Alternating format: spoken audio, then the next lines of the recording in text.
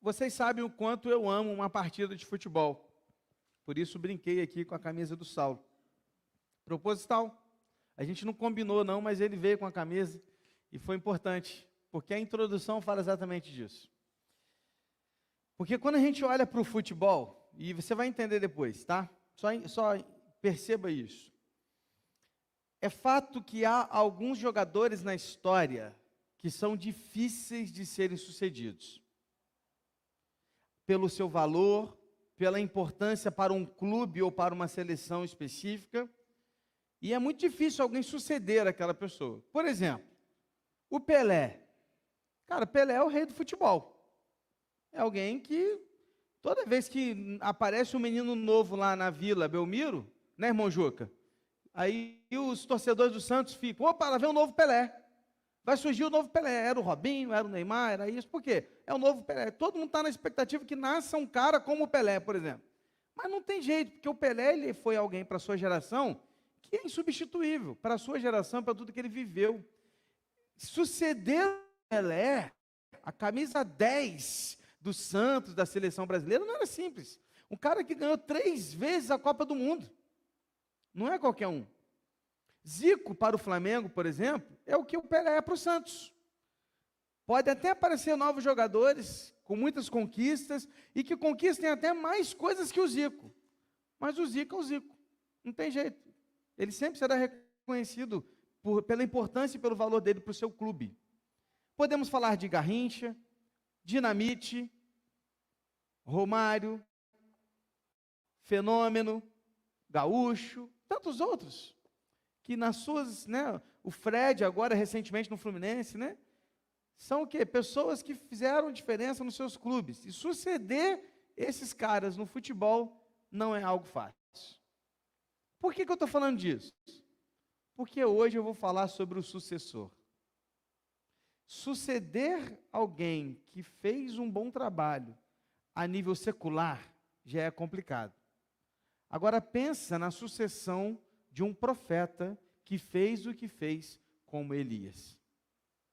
Nós já estudamos na Bíblia, e aqui é mesmo os nossos estudos de quarta-feira, outros ministérios que foram bem-sucedidos e tiveram também sucessores que deram conta do recado. Por exemplo, podemos falar de Abraão, passando o bastão para Isaac, Isaac para Jacó. Podemos falar de Moisés, passando para Josué, sucedendo o ministério a Josué, para que Josué pudesse entrar na terra prometida com o povo de Israel. Mais recentemente estudamos o grande reinado de Davi, e Davi passando o trono para o seu sucessor, Salomão. Claro que se a gente olhar para essas histórias, talvez o que mais se destaque nas questões de sucessor seja Moisés e Josué. Porque realmente o que Josué e Moisés fizeram foi muito especial.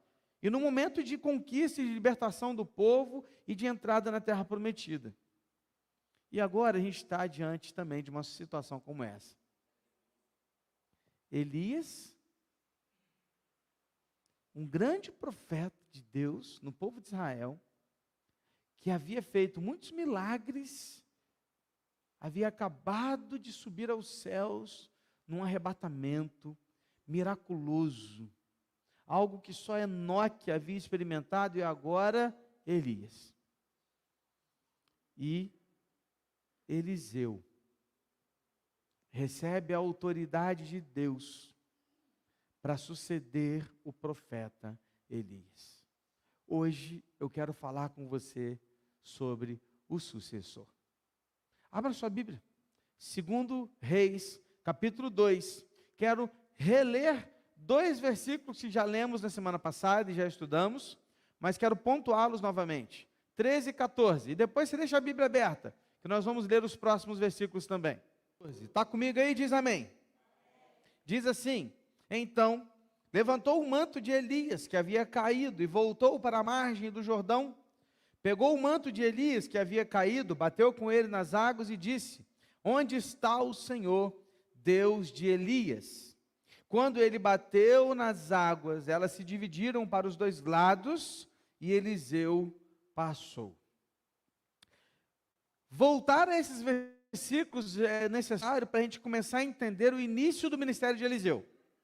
Irmãos, Eliseu pediu porção dobrada do espírito de Elias, que já nos foi ensinado na semana passada, que isso significava dar continuidade ao seu trabalho, que isso significava ser o seu filho espiritual na fé, ser o seu primogênito na fé, aquele que continuaria todo o ministério profético que Elias havia começado, quando Deus o chamou e ele havia executado muito bem. Então Eliseu, ele recebe a resposta de Elias da seguinte maneira: olha, difícil coisa você me pediu, porque não sou eu que defino quem são os escolhidos de Deus, mas se você vir o que vai acontecer comigo agora, e se você conseguir enxergar, Deus estará te dando autoridade para continuar o meu ministério. O que acontece é que Eliseu consegue ver Elias subindo como que numa carruagem de fogo e sendo levado como um redemoinho, lembra disso? E esta foi a resposta para Eliseu. A resposta de Eliseu nesta imagem era sim. Deus estava dizendo sim para Eliseu, falando assim: vou permitir que você continue o que eu comecei com o profeta Elias. O que Eliseu faz? Eliseu, queridos, agora nós veremos hoje 3 milagres que Deus fará através da vida de Eliseu. E esses milagres têm um significado muito importante, tanto para aquele tempo quanto para nós. E o primeiro é o milagre do Rio Jordão se abrir para Eliseu voltar para a terra de Israel, para o maior pedaço de Israel. Vamos lá, pensa comigo. Elias poderia ter sido arrebatado de qualquer lugar do mundo, sim ou não?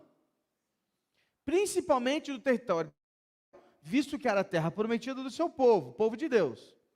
Quando ele sai de todos aqueles lugares que a gente falou, Gilgal, Jericó, chega ao Jordão e atravessa o Jordão para o outro lado, talvez algumas pessoas pensem: poxa, Elias saiu do território de Israel. Porque a gente entende que o território de Israel é dividido pelo Jordão, mas não é isso.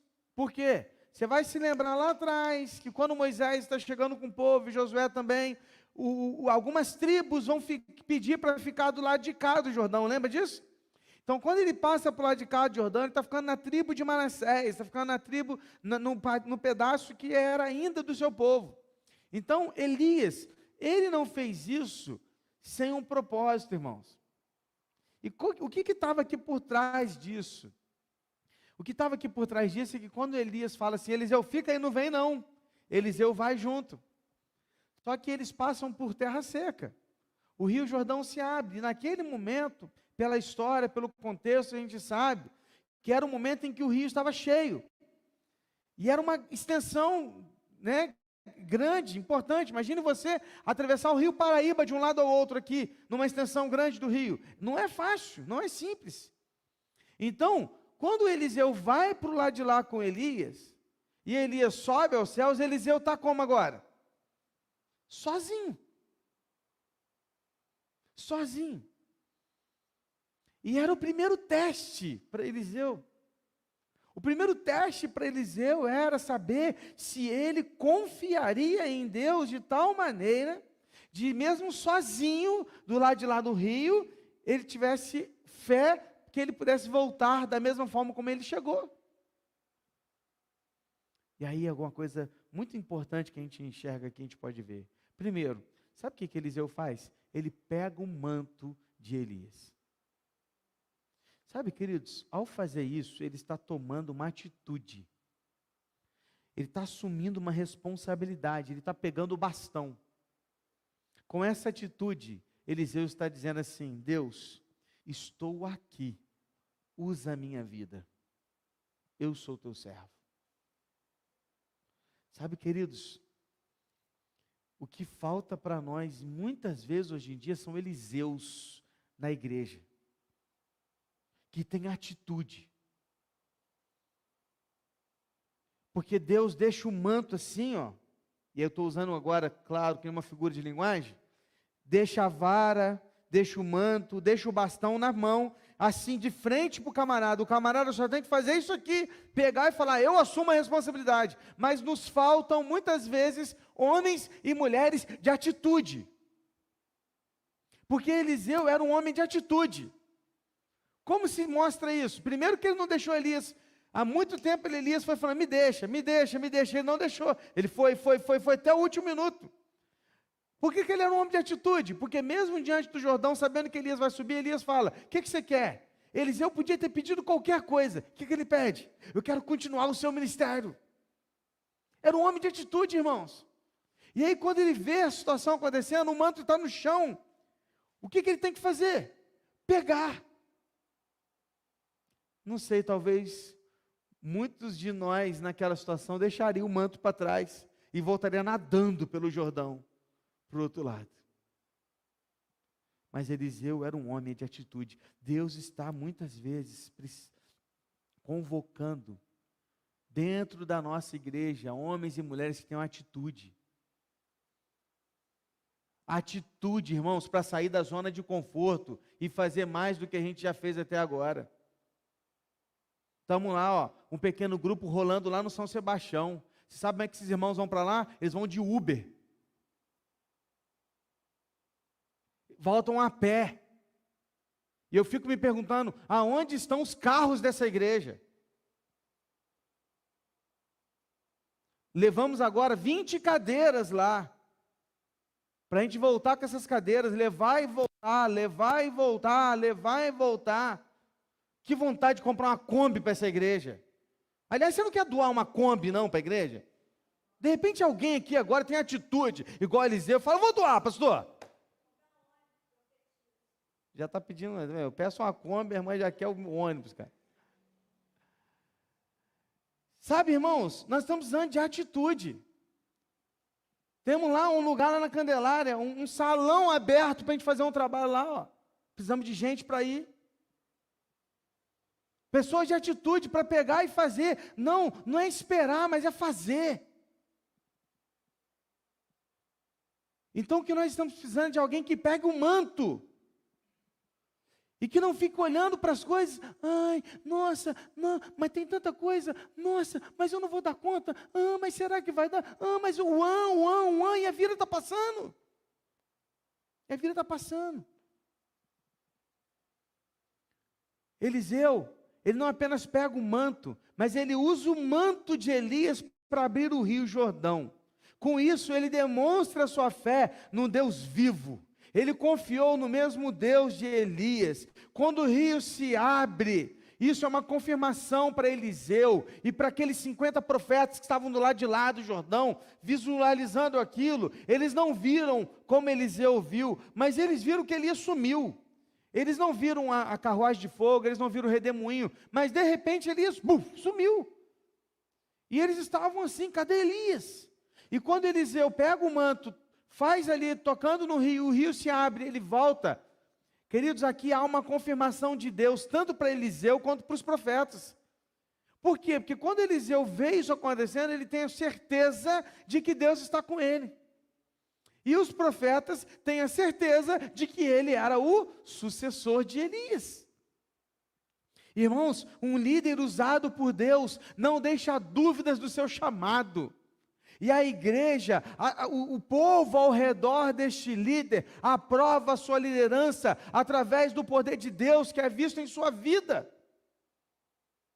Como que a gente vê isso, gente, hoje em dia? A gente vê através daquilo que Deus faz, através das igrejas locais, comunidades pequenas, e pequenos grupos, células, e seja lá o que for, líderes que estão sendo usados pelo nosso Deus, e que estão exalando o poder do Evangelho, não por si mesmo, mas pelo Espírito que habita neles, que é o Espírito Santo. Então, quando nós topamos fazer algo, quando nós dizemos, cara, vamos, é porque Deus está mandando, irmãos. Eliseu, ele pôde vivenciar isso, essa coisa especial na vida dele. Aí o que acontece em seguida? Vem comigo, 15 a 18. Os discípulos dos profetas que estavam de frente em Jericó, viram isso e disseram, o espírito de Elias repousa sobre Eliseu. Foram ao encontro de Eliseu e se prostraram diante dele em terra, e disseram a Eliseu, eis que entre os seus servos há 50 homens valentes. deixe-os ir em procura do seu mestre, porque pode ser que o Espírito do Senhor o tenha levado e lançado em algum dos montes ou em algum dos vales. Porém, ele respondeu: não, não mandem ninguém. Mas eles insistiram com ele, até que constrangido ele disse: então enviem, podem enviar os homens.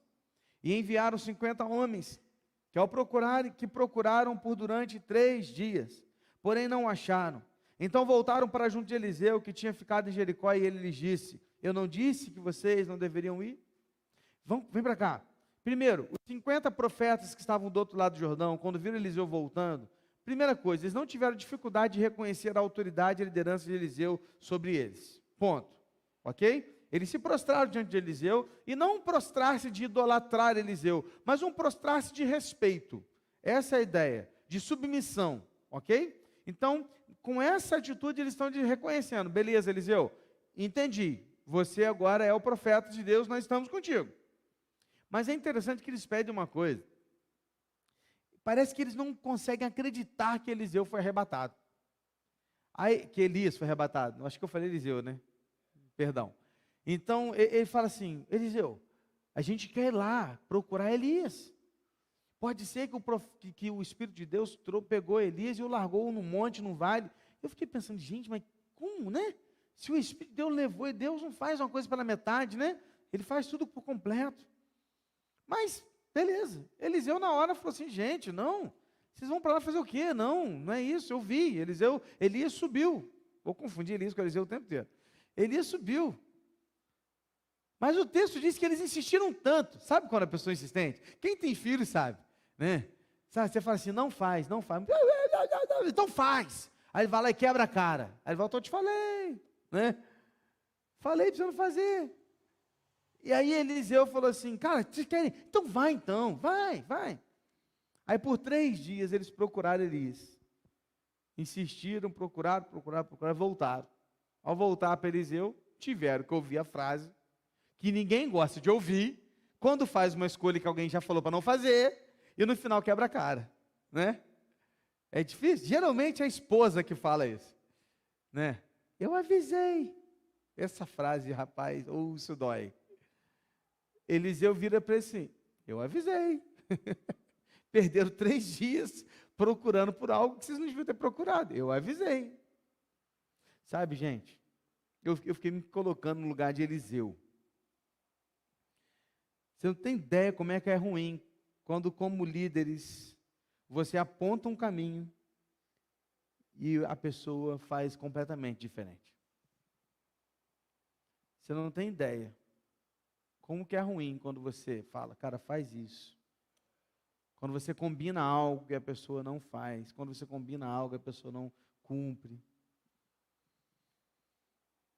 Sabe, meu irmão, nós líderes, nós não somos conhecedores de todas as coisas. Nós pastores, nós não somos. Não. Deus está acima de todas as coisas. A palavra de Deus está acima de todas as coisas. Mas, sem dúvida, como líderes, nós tentamos ajudar de alguma maneira as pessoas a entenderem os passos que elas devem tomar na vida. Eu vi uma frase essa semana que eu achei interessante, que ela dizia assim: olha, o pastor não empurra quem não quer caminhar, não puxa quem não quer trabalhar. O pastor ensina, orienta, capacita e apoia os que desejam crescer em obediência ao Senhor e à sua palavra. Sabe por que eu estou falando isso com você? Porque Eliseu, ele passou por essa experiência de falar uma coisa e os seus liderados insistirem na outra coisa. E ele fala meio que assim: cara, então vai, então. Se tivessem ouvido Eliseu, não teriam perdido 3 dias procurando por alguém que não estava mais entre nós. E às vezes eu vejo pessoas quebrando a cabeça, procurando em outras, sei lá, em outros lugares, em outras situações, em outros cursos, em outras questões. Ah, para que você vai ir, ó? A palavra de Deus está aqui, ouve, faz isso aqui, obedece isso aqui. E mesmo assim, na insistência, depois a pessoa volta atrás. O que eu quero te dizer, meu irmão, é o seguinte: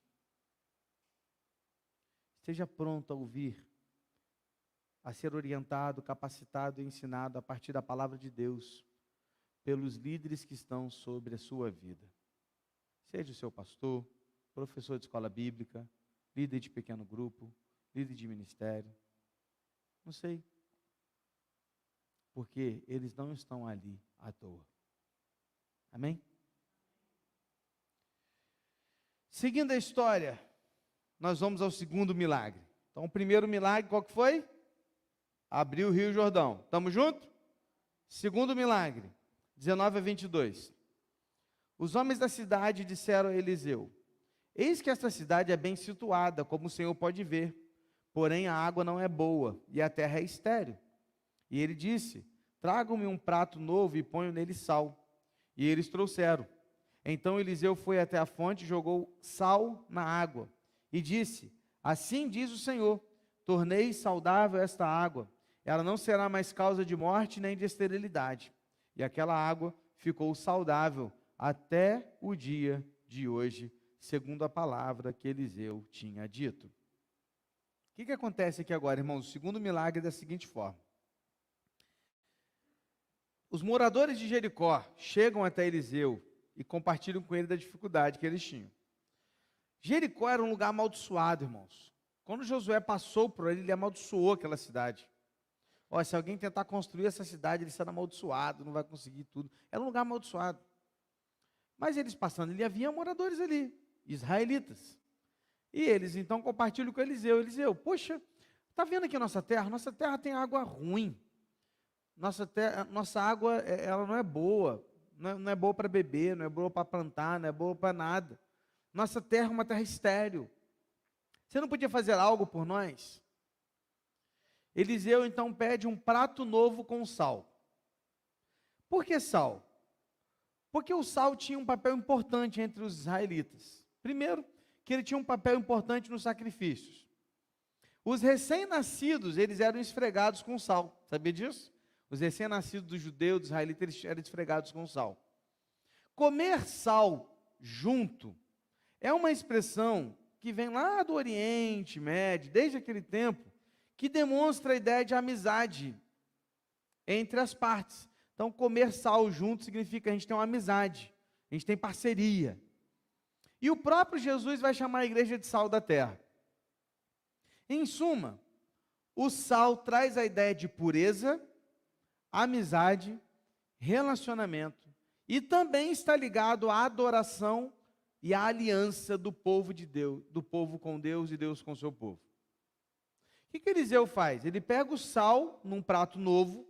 Por que um prato novo? Para mostrar que estava começando algo novo. Então ele pega aquele sal e ele joga aquele sal na fonte de água que estava ali em Jericó. E diz o texto que aquela água, ela passa a ser purificada. Então, pastor, se eu pegar sal hoje e jogar no Paraíba, eu vou purificar o Paraíba. Não confunda as coisas. Primeiro que não é o sal que é o purificador. O sal era só um instrumento. Daqui a pouco você está jogando sal na sua água lá e vai querer tomar, você vai tomar com sal. Não vai ficar bom. Não, esquece. Que a gente às vezes tem problema de querer colocar as coisas no instrumento. Não é um instrumento, é Deus. Quem purificou aquela água? Deus. O sal foi só um instrumento que Eliseu usou para mostrar àquele povo que é algo novo, algo puro, algo de um relacionamento que estava recomeçando. Interessante pensar que é o mesmo milagre que Moisés havia feito também em Mara. Lembra? Das águas amargas de Mara. Quando Moisés ali também purificou aquela água com um pedaço de árvore. E nós temos aqui, queridos, nesse milagre o papel de um recomeço. Esse milagre era um sermão prático, que lembrou o povo que as bênçãos de Deus estavam sobre a nação, de que Deus ainda abençoaria aquela nação, basta se aquela nação se voltasse para Deus. Então aquela maneira de fazer aquilo, aquele milagre, lembra que eu já te falei que nenhum milagre ele é à toa? Os milagres eles existem para quê? Para a glória de Deus, tem um propósito. Então todo milagre tem um propósito de glorificar a Deus. E aquele milagre tinha um propósito de mostrar ao povo o seguinte: se vocês continuarem servindo a Deus, Deus vai purificar esse lugar. O que a gente aprende, irmãos? Que Deus é o único que pode transformar nossas vidas amargas e improdutivas em uma vida doce e que produz bons frutos. E a condição é única: render-se aos seus pés e recomeçar com um relacionamento pessoal e íntimo com Jesus Cristo. Às vezes sua vida está amarga e você não sabe por quê. Vou te falar o porquê. Porque talvez Jesus Cristo ainda não seja o centro do seu viver. Porque quando entendermos que nosso Jesus, nós estamos rendidos aos seus pés, mesmo que a gente esteja passando por problemas e dificuldades, nós estaremos com uma vida boa. Porque a alegria do nosso coração não está naquilo que acabamos de cantar, né? A gente pode perder a videira, o fruto da videira, de qualquer lugar, não ter alimento no campo, não ter mais animal no campo, ainda assim, me alegrarei no Senhor. Por quê?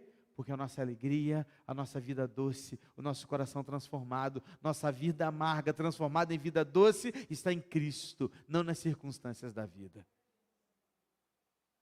Jesus é o único que pode ser esse sal transformador das nossas águas. Amém?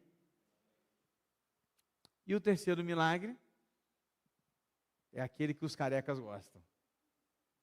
Vamos ver? 2 Reis 2, 23 a 25. Então, Eliseu partiu dali para ir a Betel. Estando ele a caminho, uns rapazinhos saíram da cidade e zombavam dele, dizendo: suba, seu careca, suba, seu careca. Eliseu se virou para trás, viu os rapazinhos e os amaldiçoou em nome do Senhor. Então 2 ursas saíram do bosque e o despedaçaram, 42 deles. Dali Eliseu foi para o Monte Carmelo, de onde voltou para Samaria. Nunca mais você vai chamar alguém de careca, depois dessa. Nunca mais. Ao ler rapidamente o texto, pode parecer que Eliseu foi muito cruel, não é? Poxa, sabe por que chamou de careca? Não parece assim? Que isso, uma crueldade de Eliseu. Vamos entender a parada? Porque não é isso. Então vamos lá. Primeira coisa, este acontecimento se deu em Betel, que naquele tempo era um dos centros mais idólatras de Israel. Segundo, não se trata de crianças. Veja, nós não estamos falando daquelas criancinhas, dos adolescentezinhos brincando e zombando das pessoas na rua. Não é? Porque o termo hebraico para rapazinhos traz uma ideia de jovens que têm até 30 anos de idade. Então está entre 15 e 30 anos de idade. Ok? Então não estamos falando de Gustavo com 9 anos, não estamos falando dessa galerinha. Nós estamos falando de uma galera que já sabe muito bem o que está fazendo. Ainda mais naquele tempo. Hoje em dia, tem garoto de 30 anos que não está na casa da mãe ainda, né? Mas naquele tempo não tinha isso não. Com 12 anos, o camarada já ia para o campo trabalhar e ralava muito. Então, com 15, 30 anos, eram homens já. Então, nós não estamos falando de crianças.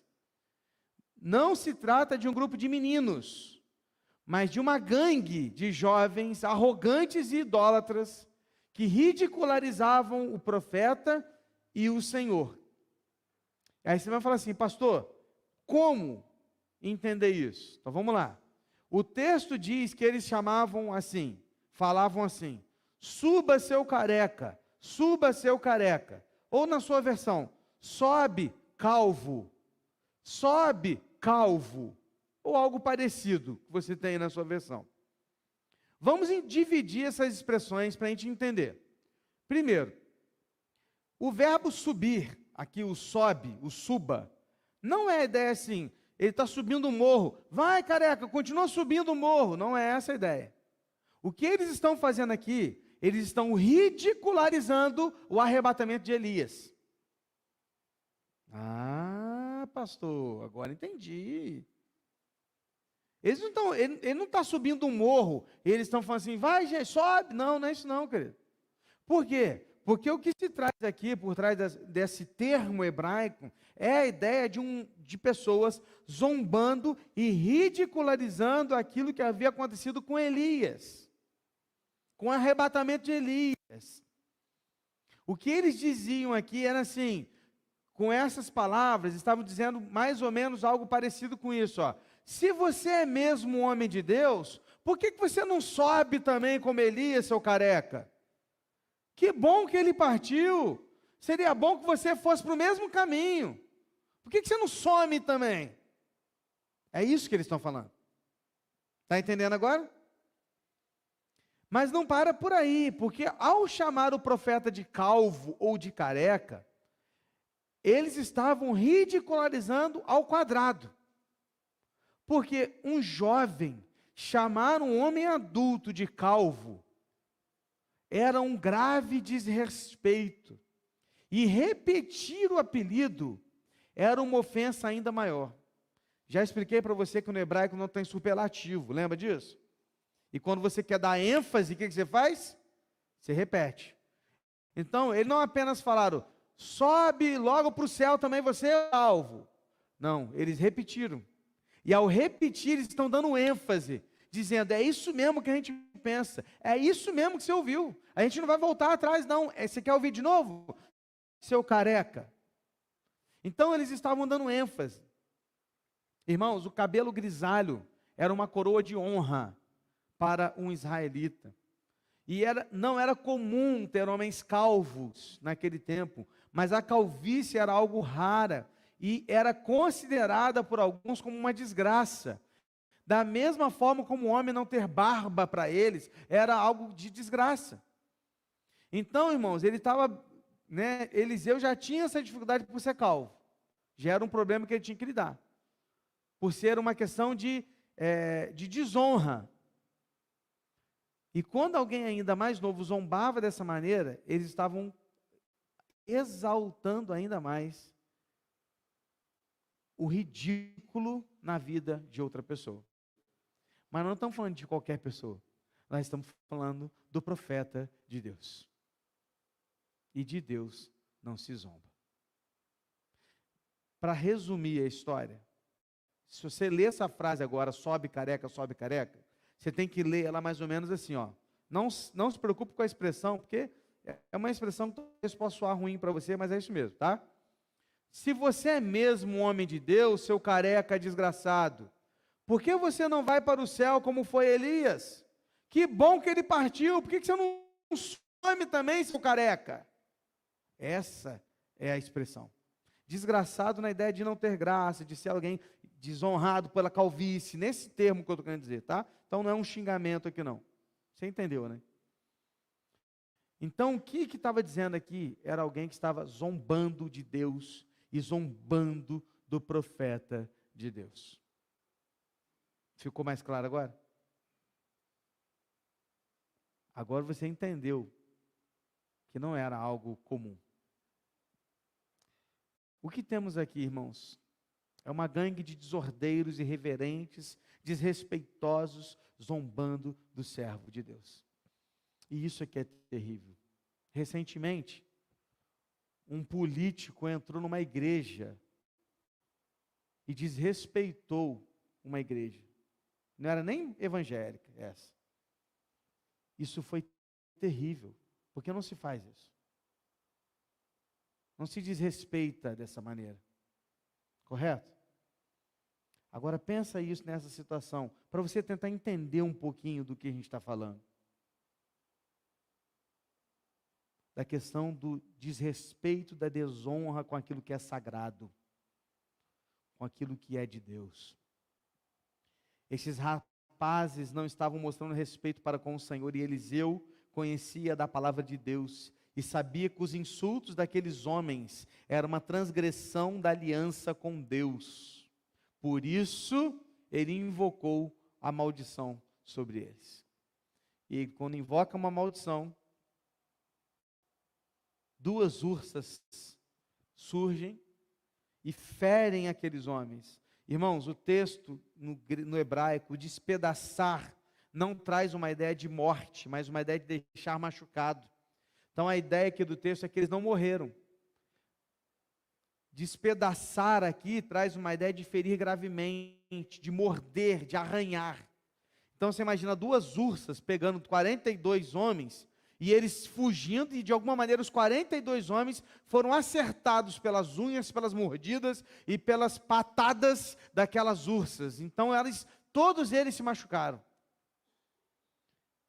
E quando eles voltam para casa, machucados e despedaçados, ao olhar para aquilo que eles estavam vivenciando, eles estavam sendo alertados da seguinte forma: de Deus não se zomba. Toda vez que você olhar para essa cicatriz, você vai lembrar que não se zomba da aliança com Deus. Era isso. O que aprendemos aqui, queridos, é exatamente assim. Nós não podemos brincar com aquilo que é sagrado.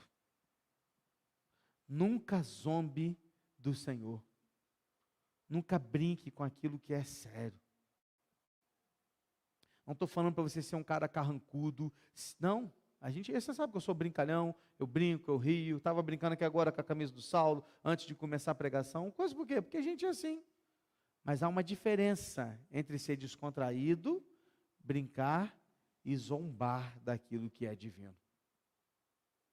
Então precisamos entender dessa forma. Aí continua, porque Eliseu, ele passa por, quando ele vai, com Elias, por Gilgal, Betel e Jericó, e aqui a gente vê que ele já está passando por Jericó e por Betel, mas no final ele não vai para Gilgal, ele vai para onde? Para Monte Carmelo. Ele vai ao Monte Carmelo, e até o que nós sabemos, e a Bíblia não nos diz, então, entende-se que Eliseu não presenciou o milagre de Elias fazer descer fogo do céu e consumir o altar que havia sido feito ali. Então, quando Eliseu, ele vai em primeiro lugar que ele para no Monte Carmelo. Por que ele vai para o Monte Carmelo, gente? Porque sem dúvida, ali o seu espírito foi renovado. Ao olhar para aquele altar que havia sido recebido aquele fogo do céu, ele podia olhar para aquilo e falar assim: bom, é a partir daqui que eu vou começar. Porque eu sei do poder do meu Deus. E a herança que ele deixou na minha vida é a herança de dar continuidade àquilo que o profeta Elias começou. E é daqui que eu vou sair. E meu irmão, sempre que você puder, traga à memória aquilo que te traz esperança. Eliseu foi para um lugar onde ele podia olhar e lhe trazer a esperança. Eu gosto muito de locais, eu acho que é muito legal você voltar, você poder olhar, Recentemente eu voltei a uma cidadezinha lá no Espírito Santo, chamada Vargem Alta, visitei meu avô, completou 90 anos de idade, olhei aquela cidade, falei, cara, eu brincava aqui quando eu era menino. Não tem muito tempo isso, né? Poxa, mas eu corri aqui, está diferente a cidade e tal, é um lugar que você olha e você fala, cara, que legal, te traz a memória. Quando eu vou pregar na PIB do Açude, eu me lembro de quando eu era garotinho lá no Açude, eu via aquela igreja subir, crescer, e eu me lembro de como a gente era menino, embaixador do rei. Isso tudo vai nos fazendo o quê? Trazer a memória. Sabe, querido, traga à memória aquilo que te traz a esperança. Porque essas questões, elas nos fazem entender o poder de Deus. Eu não vou me esquecer jamais de quando um privilégio que Deus me deu de pisar um dia em Israel. E quando eu estive em alguns daqueles lugares, e eu podia estar ali, eu falei, rapaz, esse é o Mar da Galileia, e Jesus andou aqui sobre as águas. Sabe, você poder estar ali olhando fisicamente, é maravilhoso. Por quê? Porque isso nos traz a esperança. Lembre-se do que Deus já fez na sua vida.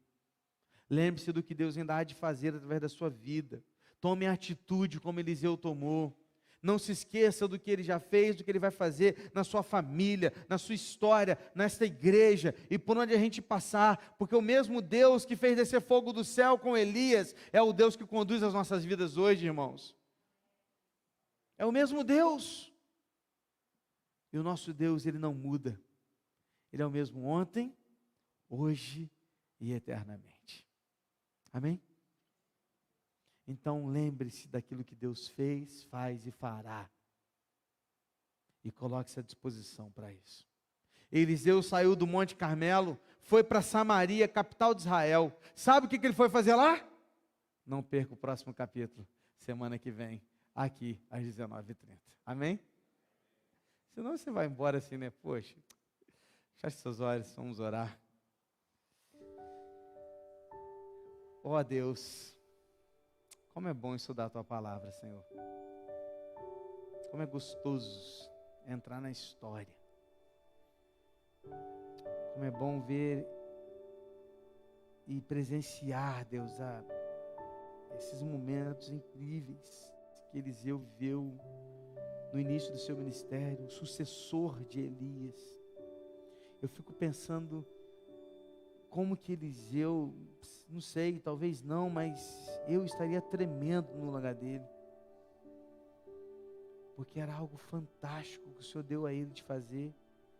E o Senhor lhe deu não apenas a autoridade, mas o Senhor também lhe deu o poder. Não por Eliseu, mas pelo Espírito do Senhor que habitava no seu coração. Este mesmo Espírito que habita no meu coração e no coração dos nossos irmãos que aqui se encontram. E Deus, às vezes a gente tem dificuldade para entender isso, mas o Senhor é o mesmo que operou na vida de Elias, na vida de Eliseu, que fez o Rio Jordão se abrir. O Senhor é o mesmo hoje. O Senhor é o mesmo hoje que faz também maravilhas em nosso meio, que nos faz construir um templo novo para a glória do Senhor, que nos faz ver famílias sendo restituídas e reencontro, Deus, a alegria no coração, ver, Deus, filhos voltando à tua casa, como a gente que eu tenho da Márcia, Senhor, poder ver isso é o poder do Senhor transformando, Deus, vidas. E nós te louvamos, ó Deus, porque o Senhor é o mesmo Deus, e nós agora queremos nos colocar nas tuas mãos, Senhor, e como Eliseu, nós queremos pegar o manto, e queremos dar continuidade, queremos ter atitude, para fazer mais e mais e mais, para a tua glória, neste lugar, fazendo, Deus, tudo aquilo que nós precisamos e pudermos fazer, para que o Senhor seja visto, louvado, adorado, e que mais e mais vidas encontrem a tua palavra, o teu evangelho. Deus, pedimos isso, Deus, por favor, Senhor, traga à nossa memória aquilo que nos traz esperança, Senhor,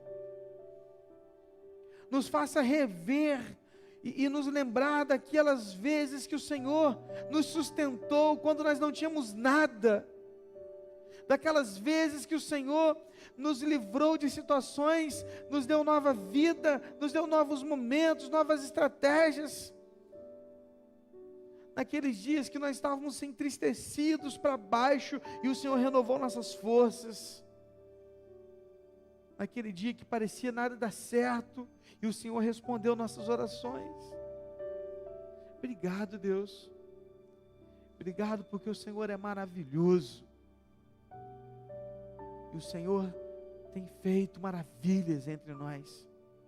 E eu te peço, Deus, em nome de Jesus, continue a fazer maravilhas no nosso meio, não para a nossa vanglória, mas apenas e unicamente para a glória do teu santo nome, para que as pessoas possam ver através dessa igreja, através da nossa comunidade de fé, a palavra do Senhor, e possam ver Jesus Cristo através das nossas vidas. Eu te peço, Deus, em nome de Jesus, que a gente continue a fazer aquilo que o Senhor tem nos dado. É o que nós te pedimos, é o que oramos, e agora que o amor de Deus o Pai, a graça salvadora do nosso Senhor e Salvador Jesus Cristo, a comunhão e a consolação do Santo Espírito de Deus, esteja com todo o povo de Deus espalhado na face da terra, com todo o teu povo aqui também neste lugar, em muito particular, agora e para todo sempre. Amém, Senhor. Amém, queridos.